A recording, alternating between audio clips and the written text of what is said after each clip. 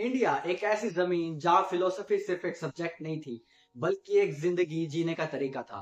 आज से 3000 साल पहले की बात है, जब लोग अपने जीने का मकसद समझने के लिए इंटेलेक्चुअल और स्पिरिचुअल पाथ को एक्सप्लोर कर रहे थे। ये हमारी फिलोसफी का ओरिजिन है, जहाँ हम दुनिया, इंसान और ईश्वर की असली नेचर को समझने की कोशिश करते हैं। जब हम फिलोसफी की बात करते हैं तो हम ज्यादातर ग्रीक फिलोसफर्स की तरफ जाते हैं, प्लेटो, सुक्रेटिस, अरिस्टोटल। पर क्या आपने कभी सोचा है कि एंशियंट इंडिया का इंटेलेक्चुअल और फिलोसफिकल कंट्रीब्यूशन उस वक्त से भी पुराना और उतना ही प्रफाउंड था? इस एपिसोड में हम बात करेंगे एंशियंट इंडियन फिलोसफी की। हम देखेंगे कि कैसे ऋग्वेद से लेकर वेदांता तक, चक्रवक से लेकर बुद्धिज्म और जैनिज्म तक भारत की एंशियंट फिलोसफीज ने दुनिया के इंटेलेक्चुअल और स्पिरिचुअल फ्रेमवर्क को शेप किया। Part one, roots of Indian thoughts, Vedas and Upanishad. जब हम एंशियंट इंडियन फिलोसफी की बात करते हैं तो हम सबसे पहले ऋग्वेद को देखते हैं। ऋग्वेद दुनिया का सबसे पुराना फिलोसफिकल टेक्स्ट है, जो 1500 बीसीई के आसपास लिखा गया था। यह टेक्स्ट सिर्फ एक रिलीजियस स्क्रिप्चर्स नहीं था, बल्कि इसमें फिलोसफिकल रिफ्लेक्शंस भी थे, जैसे कि नेचर, गॉड्स और कॉस्मोस के बारे में। इसका कोर मैसेज था, nature is sacred and everything in the universe is interconnected. Upanishad का जन्म तब होता है जब ऋग्वेद का अंडरस्टैंडिंग इवॉल्व होता है और डीप फिलोसफिकल रिफ्लेक्शंस होने लगती है। उपनिषद की फिलोसफी एक रिवॉल्यूशनरी थॉट्स थी, जो हमारे इंटरनल और एक्सटर्नल रियलिटीज को डीपली चैलेंज करती है। उपनिषद के सेंट्रल कंसेप्ट, नंबर एक, ब्रह्म, द अल्टीमेट रियलिटी और यूनिवर्सल कॉन्शियसनेस। ये सब कुछ का सोर्स है और सब कुछ इसमें समाया है। नंबर दो, आत्मा, द इंडिविजुअल सेल्फ, हमारे अंदर एक प्योर कॉन्शियसनेस है जो ब्रह्म से कनेक्टेड। द अल्टीमेट ट्रूथ, आत्मा इज इक्वल टू ब्रह्म। ये एक ऐसी रेवलेशन थी जो दुनिया के दिखाए गए इल्यूजन को तोड़ती है। हर एक इंडिविजुअल को अपने असली रूप को समझाने की जरूरत थी, जो कॉन्शियसनेस है।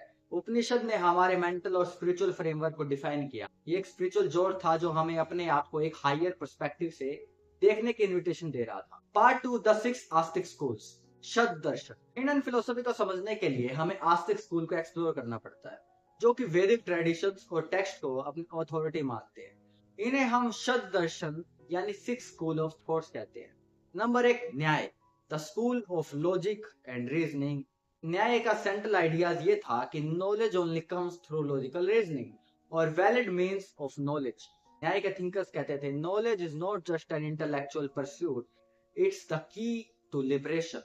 न्याय का फोकस था इन्फेरेंस, परसेप्शन, वर्बल टेस्टिमोनी और कंपैरिजन। ये लॉजिकल टूल्स हमें फिजिकल और मेटाफिजिकल रियलिटी को समझने में मदद करते थे। इस फिलोसफी के जरिए लोगों को एक स्ट्रक्चर्ड इंटेलेक्चुअल अप्रोच दी गई थी, जिससे they could understand the true nature of reality. Number two, Vashishtha, the school of atomism. Vashishtha का प्रिंसिपल थिंकर कनाडा था, जिसका कहना था सब कुछ एटम से बना है। यह स्कूल एक kind of early atomic theory को पर्पस करता है, जो आज के साइंस के थ्योरी से मिलता जुलता है। एटम्स का कंसेप्ट, जो मैटर्स का बेसिक यूनिट है, वशिष्ठा के थिंकर्स ने सबसे पहले इंट्रोड्यूस किया था। इन्होंने बताया कि हमारी फिजिकल रियलिटी का स्ट्रक्चर एटम और सब एटॉमिक पार्टिकल से बना है। यह फिलोसफी भी हमारे मॉडर्न साइंटिफिक वर्ल्ड को पहले से कनेक्ट दिखाती है। Number three, Sankhya, dualism, the separation of Purusha and Prakriti. Sankhya philosophy को कपिल ने डेवलप किया था, जिसमें उन्होंने पुरुष, कॉन्शियसनेस और प्रकृति, मैटर के बीच का डिफरेंस एस्टेब्लिश किया था। पुरुष को डिफाइन किया गया था as the consciousness, the eternal witness. प्रकृति को डिफाइन किया गया था एज ए मटेरियल वर्ल्ड। संख्या का गोल ये था कि जब इंसान अपनी प्रकृति से अपना कनेक्शन समझता है, तब वो अपने पुरुष को डायरेक्टली एक्सपीरियंस कर सकता है। ये इनसाइट स्पिरिचुअल रियलाइजेशन और फ्रीडम की तरफ ले जाती है। Number four, Yoga, the path to spiritual awakening. Patanjali Yoga Sutra के जरिए योगा को एक कंप्लीट स्पिरिचुअल प्रैक्टिस बनाया गया। ये सिर्फ फिजिकल एक्सरसाइज या आसन तक लिमिटेड नहीं है। ये एक होलिस्टिक अप्रोच है, जिसमें मेंटल, इमोशनल और स्पिरिचुअल पीस को अचीव करने की कोशिश की गई है। सो 8 लिम्स ऑफ योगा के जरिए पतंजलि ने एक स्ट्रक्चर्ड अप्रोच दिया, जिसमें अपने थॉट्स और इमोशंस को कंट्रोल करके अल्टीमेट ट्रुथ को समझा था। इनका एम था चित्तावृत्ति निरोध, the cessation of mental fluctuations to realise one's true self. Number 5, Mimamsa, rituals as a path to liberation. Mimamsa school जो जैनिज्म के द्वारा एस्टेब्लिश हुआ था, वैदिक रिचुअल्स और सैक्रिफाइस को अपनी कोर फिलोसफी बनाया। मीमांसा का कहना था कि रिचुअल्स के थ्रू इंसान अपने कर्मों को पूरे कर सका है और अल्टीमेट मोक्ष को अटेन कर सका है। मीमांसा फिलोसोफर्स ने एक डीप फिलोसॉफिकल एनालिसिस दिया, जो रिचुअल्स के थ्रू अपनी स्पिरिचुअल जर्नी को कंप्लीट करने को एनकरेज करता था। Number 6, Vedanta, the ultimate realization of oneness. Vedanta का अल्टीमेट गोल है Advaita, the realization of non duality. ये स्कूल का कहना था कि हम सभी एक ही अल्टीमेट कॉन्शियसनेस है। Brahma is ultimate reality, as we are individuals are no different from it. Vedanta का फोकस था कि इल्यूजन, माया के थ्रू हम अपने असली रूप को भूल जाते हैं। जब हम अपने आत्मा को समझते हैं तब हम ब्रह्म को समझ पाते हैं।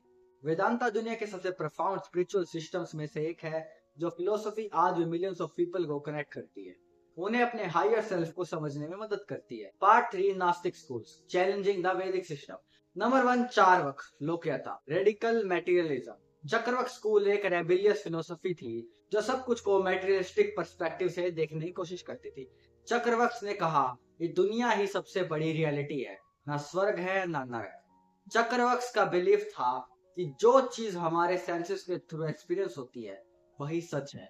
इन्होंने सुपर नेचुरल और डिवाइन कंसेप्ट को रिजेक्ट किया और पूरे मेटेरियलिज्म को अपनाया। Number 2, Buddhism, the middle path. Siddharth Gautam ने बुद्ध बनकर एक रिवोल्यूशनरी स्पिरिचुअल पाथ दिखाया। उन्होंने दिखाया सफरिंग के रूट्स को समझना और उससे मुक्ति पाने का एक सोल्यूशन दिया। 4 नोबल ट्रूथ्स और 8 फोल्ड पाथ ने लोगों को सफरिंग से फ्री होने के लिए एक प्रैक्टिकल पाथ दिया। बुद्ध ने बताया कि सभी चीजों की इम्परमानेंस है और जब हम इसको समझते हैं तब हम सफरिंग से फ्री हो सकते हैं। Number 3, Jainism, extreme non violence. Mahavir ने जैनिज्म को डेवलप किया था, जो अहिंसा नॉन वायलेंस के एक्सट्रीम लेवल पर बेस्ड थी। जैनिज्म के फॉलोअर्स को हर जीव के साथ कंपैशन और नॉन वायलेंस का बिहेवियर अडॉप्ट करना पड़ता था। इस फिलोसफी ने हमें अपनी एथिकल और मोरल वैल्यूज को रीथिंक करने का पर्सपेक्टिव दिया। So let's move to part 4, common Indian themes. Indian philosophy की एक और खासियत ये थी कि ये सभी स्कूल एक गोल के लिए काम करते थे। मोक्ष, लिबरेशन या सेल्फ रियलाइजेशन ही अल्टीमेट ऑब्जेक्टिव था। ये एक कॉमन थ्रेड था जो सभी फिलोसफीज को जोड़ता था। सर्कुलर टाइम, हर चीज का एक साइकिल होता है and the universe keeps evolving. Self realisation, तुम अपने असली नेचर को समझने तक मोक्ष पा सकते हो। सो अगले एपिसोड में हम ग्रीस की तरफ देखेंगे और एक्सप्लोर करेंगे कैसे ग्रीक फिलोसोफर्स ने अपने थॉट्स प्रोसेसेस से दुनिया को डिफाइन किया। फिलोसफी सिर्फ एक एकेडमिक सब्जेक्ट नहीं है, ये एक लिविंग ट्रेडिशन है जो हर जनरेशन के साथ इवॉल्व होती रहती। So if you like this video, do like, subscribe and share and comment below if you have any questions. Thank you. Thank you for watching this.